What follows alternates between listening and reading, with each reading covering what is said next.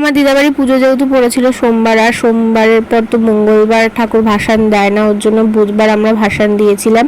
ওর জন্য সকালবেলায় ঠাকুর বেদি থেকে নামিয়ে নিয়েছিল, আর নামিয়ে তারপর বৌমণি, মামি আর মা মানি যারা যারা বরণ করবে সবাই মিলে বরণ করে নেয়। আর আমরা বেশি দূর নিয়ে যাইনি ঠাকুর ভাসান দিতে, গঙ্গায় আর যাইনি, কারণ আমরা সবাই যাবো ভাবছিলাম। বাড়ির সামনে পুকুর ছিল, তো তার জন্য বাড়ির সামনে পুকুরেই দিয়ে দেওয়া হয়েছিল। তো সবাই মিলে বরণ করে নেয়, তারপর সবাই নমস্কার করে নেয়, করে তারপর ঠাকুর টোটোতে তুলে দেওয়া হয়। আর সবাইকে গালে একটু করে সিঁদুরও লাগিয়ে দিয়েছিল। আর যেহেতু এখানে এখন ভ্যান পাওয়া যায় না, তার জন্য ঠাকুর ছোট ছিল বলে সবাই বললো যে তাহলে টোটো করে নিয়েছো। সেই সবাই ঢাক বাজিয়ে টোটো করে আমরা ঠাকুর নিয়ে যাচ্ছিলাম। আর যেহেতু বাড়ির পাশেতেই আমরা সবাই মিলে হেঁটে হেঁটেই যাচ্ছিলাম।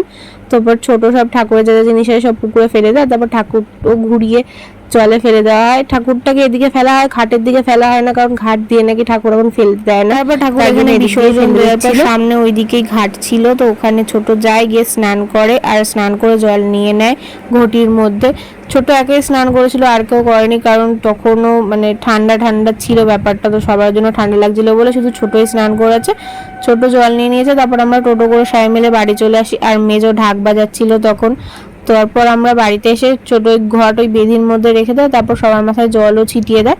তো আজকের ব্লগটা এইটুকু। যদি ভালো লাগে থাকে please do like, comment, share and subscribe to my channel. দেখা যাচ্ছে তোমার সাথে নতুন কোনো ভিডিওতে। আজকের মতো এইটুকুই, টাটা।